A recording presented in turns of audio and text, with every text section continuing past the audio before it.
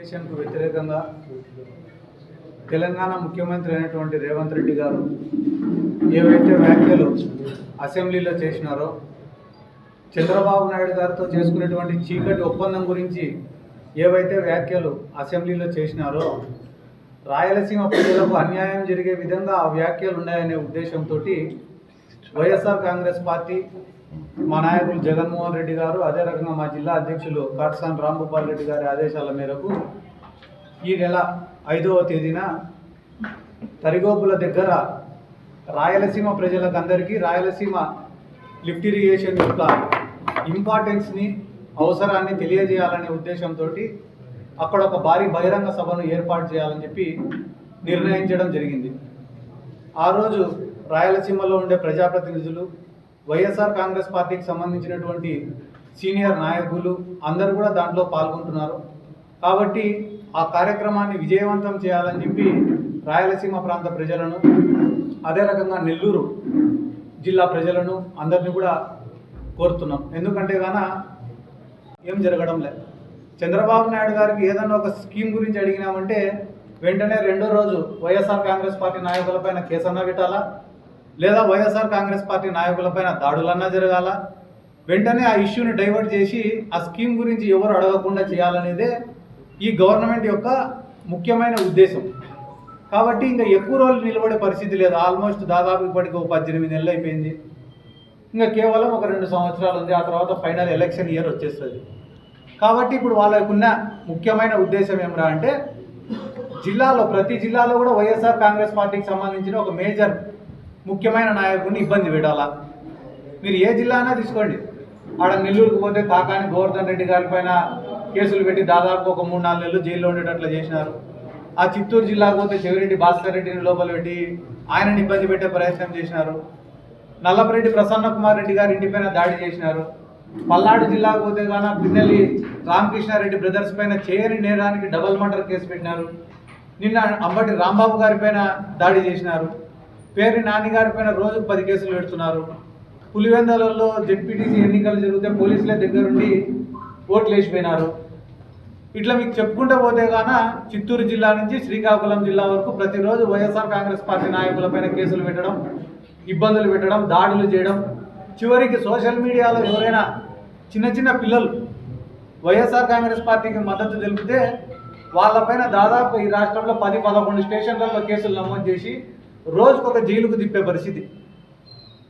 కాబట్టి ఈ revenge politics పైన వాళ్ళ కాన్సన్ట్రేషన్ ఉంది తప్ప ఈ రాష్ట్ర ప్రజలకు ఏమో మేలు చేయాలా, రిఫార్మ్స్ తీసుకొని రావాలా, ఈ రాష్ట్ర ప్రజల యొక్క భవిష్యత్తును తీర్చిదిద్దాలా అనే ఒక ఆలోచన వాళ్లకు లేదు.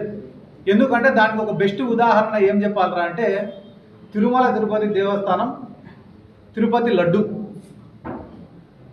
ఒక రాష్ట్రంలో ఉండే హిందువులే కాదు, దేశంలో ప్రపంచంలో ఉండే హిందువులందరూ కూడా ఎంతో పవిత్రంగా భావించి తిరుమల దర్శనం చేసుకోవాలని అనుకుంటారు. చంద్రబాబు నాయుడు గారు ఈరోజు రాష్ట్రానికి ముఖ్యమంత్రి. ఒక కుటుంబం పెద్ద ఎట్టుంటాడు, ఒకవేళ కుటుంబంలో ఏదన్నా తప్పు జరిగితే ఆ తప్పును కడుపులో దాచిపెట్టుకొని కుటుంబం పెద్దగా సరిదిద్దాలని అనుకుంటాడు. కానీ మన రాష్ట్రం యొక్క దరిద్రం ఏమిరా అంటే, ఉద్దేశంతో దాంట్లో జంతు కొవ్వు కలిసిందన్నారు. వీళ్ళకి ఏమన్నా చిన్నప్పటి నుంచి తిని అలవాట, దాంట్లో ఏం కొవ్వు కలిసిందో ఎట్లా చెప్పినారు వీళ్ళు, ఏ రిపోర్టు రాకముందు ఎట్లా చెప్పినారు. ఫస్ట్ చంద్రబాబు నాయుడు దీనమైన ముఖం పెట్టుకొని యానిమల్ ఫ్యాట్ ఉంది దీంట్లో అన్నాడు. ఏమన్నాడు? యానిమల్ ఫ్యాట్ ఉంది దీంట్లో అన్నాడు. అయిపోతేనే ఆయన పెద్ద తిలకం పెట్టుకొని ఒక ఆయన వచ్చినాడు, పవన్ కళ్యాణ్.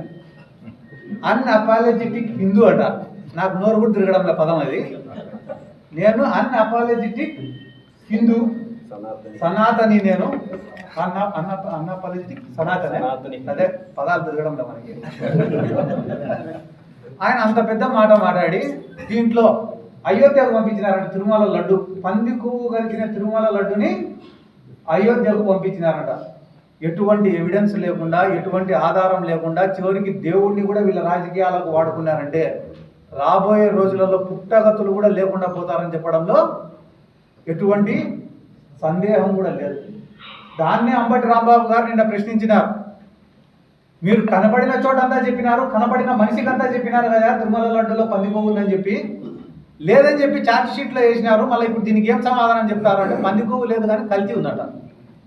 మళ్ళీ పందికోవి అడిగిపోయింది. వీళ్ళు తిన్నారా? అంటే ఏదన్నా మాట మాట్లాడితే దాడి చేస్తారా? ఇళ్ళపైకి పోతారా? డైవర్షన్ పాలిటిక్స్ కాక ఏం చేస్తున్నారు వీళ్ళు ఈరోజు? ఇళ్ళపైన దాడి చేసి, పిల్లలను ఆడవాళ్ళపైన దాడులు చేసి, రాత్రి 5 గంటలు జరిగింది ఘర్షణ. 5 గంటల వరకు పోలీసులు ఏం చేస్తున్నారు? ఎస్పీ గారికి ఫోన్ చేస్తే ఫోన్ ఎత్తలే, ఐజీ గారికి ఫోన్ చేస్తే ఫోన్ ఎత్తలే, డీజీపీ గారికి ఫోన్ చేస్తే ఫోన్ ఎత్తలే. అంటే పూర్తిగా మీరు అందరినీ చంపేయండి, చంపేసిన తర్వాత ఏమైనా చూడడానికి వస్తామని చెప్తున్నారా? ఇదే రేపు వైఎస్ఆర్ కాంగ్రెస్ పార్టీ వచ్చిన తర్వాత రిపీట్ అయితే మీరు తట్టుకోగలుగుతారా? దాడి చేసిన ప్రదేశంలో మేమే ఉంటాం, పరిగెత్తకుండా పోలీస్ స్టేషన్కి పోతే ఆడ మేమే ఉంటాం, గాయాలతో హాస్పిటల్కి పోతే ఆడ మేమే ఉంటాం, చివరికి మీరు నిద్రపోతే కళలో కూడా మేమే ఉంటాం.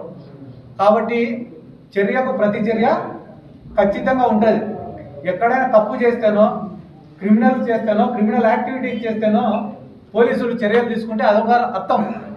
కానీ అమాయకుల పైన, సామాన్యుల పైన, వైసీపీ మద్దతుదారుల పైన జగన్మోహన్ రెడ్డి బొమ్మ వేసుకుంటే కూడా వాళ్ళపైన కేసు పెట్టడం, చివరికి నిన్న మొన్న ఎవడో ఊర్లో కోడిని వస్తే వానిపైన కేసులు పెట్టడం, ఇంత దుర్మార్గమైనటువంటి ప్రభుత్వం ఈ దేశంలోనే ఎక్కడా లేదని చెప్పి ఈ సందర్భంగా నేను తెలియజేసుకుంటూ, వీళ్ళు ఎన్నైనా చేయొచ్చు, సెంట్రల్ గవర్నమెంట్ బీజేపీదే ఉంది, ఎందుకయ్యా రాయలసీమ లిఫ్ట్ ఇరిగేషన్ ఎందుకు ఆపినామని అడిగితే గానా దానికి చంద్రబాబు నాయుడు ఏం చెప్తాడు? పర్యావరణ అనుమతులు లేవంట. 70% ప్రాజెక్టులకు ఏ ప్రాజెక్టు కూడా పర్యావరణ అనుమతులు ఉండవు. చేయాలనే సంకల్పం, మంచి చేయాలనే ఆలోచన, 10 మందికి ఉపయోగపడాలనే కోరిక ఇవన్నీ ఒక మనిషిలో ఉంటే ప్రాజెక్టులు అనేటివి ముందుకు సాగుతాయి. ఆ పక్కన రేవంత్ రెడ్డి ఏమో నేనే ఆపినా మీ రాయలసీమ లిఫ్ట్ ఇరిగేషన్ అంటున్నాడు. హరీష్ రావు ఏమో రేవంత్ రెడ్డికి ఏమీ తెలియదు, కోర్టుకు వెళ్ళి పోరాడింది మేము, రాయలసీమ లిఫ్ట్ ఇరిగేషన్ ఆపింది మేము అంటాడు. చంద్రబాబు నాయుడు గారు ఏమనాలా? రాయలసీమ లిఫ్ట్ ఆగిపోయే ప్రసక్తే లేదు, దీన్ని పూర్తి చేసి తీద్దామని చెప్పి చెప్పాలా. కానీ చంద్రబాబు నాయుడు గారు చెప్పే మాట ఏంది? రాయలసీమ లిఫ్ట్ వల్ల ఎటువంటి ఉపయోగం లేదు, ముచ్చుమారి లిఫ్ట్ ఇరిగేషనే ఈ రాయలసీమ మొత్తానికి జీవనాడి అంటాడు. మళ్ళీ ముచ్చుమారి లిఫ్ట్ ఇరిగేషన్ అంత జీవనాడి అయితే గాన కేసీ కెనాల్ రైతులు ఎందుకు వారం రోజుల ముందర విషం బాటిళ్ళు, ఉరితాళ్ళు పట్టుకొని కేసీ కాలంలో దిగినారు? రేపు 10వ తేదీకో 12వ తేదీకో నీళ్ళు ఆగిపోతాయని చెప్తుంటే రైతులు దేంతో కొట్టాలని ఎందుకు ఎదురు చూస్తున్నారు మిమ్మల్ని? ముచ్చుమారి ఎత్తిపోతల పథకం యొక్క కెపాసిటీ ఎంత? 1000 క్యూసెక్కులు పారుతాయంటే కానీ 4 పంపులు ఒక లిఫ్ట్ అది. దాని యొక్క కెపాసిటీ ఎంత? దాంతో రాయలసీమ మొత్తాన్ని నువ్వు సస్యశ్యామలం ఎట చేస్తావు? ఎవరిని తప్పుదారి పట్టియాలనుకుంటాను? జగన్మోహన్ రెడ్డి గారు పోతిరెడ్డిపాడు కెపాసిటీని 80,000 క్యూసెక్కులు పెంచితే నువ్వు హర్షిస్తున్నావా, వ్యతిరేకిస్తున్నావా? ఒకవేళ నువ్వు వ్యతిరేకించే వ్యక్తి అయితే ఎన్టీ రామారావు గారు ముఖ్యమంత్రి ఉన్నప్పుడు ఎన్టీ రామారావు గారు 1,00,000 క్యూసెక్కులకు పోతిరెడ్డిపాడును పెంచడానికి సిద్ధంగా ఉన్నారనే స్టేట్మెంట్ ఎవరిలా టీడీపీలో ఇచ్చిన వ్యక్తి ఇదే చంద్రబాబు నాయుడు గారు. ఆ రోజు మీ ప్రభుత్వం ఉంటే ఒక రకంగా, ఈరోజు జగన్మోహన్ రెడ్డి గారు మంచి చేస్తుంటే ఇంకొక రకంగా మీరు మాట్లాడడం వెనకాల ఆంతర్యం ఏమి అంటే మంచి చేయకూడదు. మెడికల్ కాలేజీలు జగన్మోహన్ రెడ్డి గారు ఇస్తా అంటే తప్పు, ఈయన ప్రైవేటైజ్ చేస్తే ఒప్పు. రాయలసీమ లిఫ్ట్ ఇరిగేషన్ జగన్మోహన్ రెడ్డి గారు చేస్తా అంటే తప్పు, ఎన్టీ రామారావు గారు స్టేట్మెంట్ ఇస్తే ఒప్పు. కాబట్టి ఇటువంటి ఎక్కువ రోజులు నిలవడం ఖచ్చితంగా రేపు 5వ తేదీన జరిగే మీటింగ్ కూడా మా నాయకుడు కాటసాని రాంభూపాల్ రెడ్డి గారి అధ్యక్షతన మా నంద్యాల జిల్లాలో ఉండే ప్రజాప్రతినిధులందరూ సహకారంతో కూడా చాలా పెద్ద ఎత్తున విజయవంతం చేసి ఈ రాయలసీమ లిఫ్ట్ ఇరిగేషన్ యొక్క అవసరాన్ని రాయలసీమ ప్రజలకు అందరికీ తెలిసేటట్లా చేస్తామని చెప్పి ఈ సందర్భంగా నేను తెలియజేసుకుంటూ, ఇటువంటి దాడులు ఏవైతే నిన్న అంబటి రాంబాబు గారి పైన జరిగిందో దాన్ని తీవ్రంగా ఖండిస్తున్నాం. మా నంద్యాల జిల్లా తరఫున ఖచ్చితంగా గుంటూరు, మా మీటింగ్ అయిపోయిన వెంటనే గుంటూరుకు పోయి అంబటి రాంబాబు గారికి మద్దతుగా మేము నిలబడతామని కూడా ఈ సందర్భంగా నేను తెలియజేసుకుంటూ సెలవు.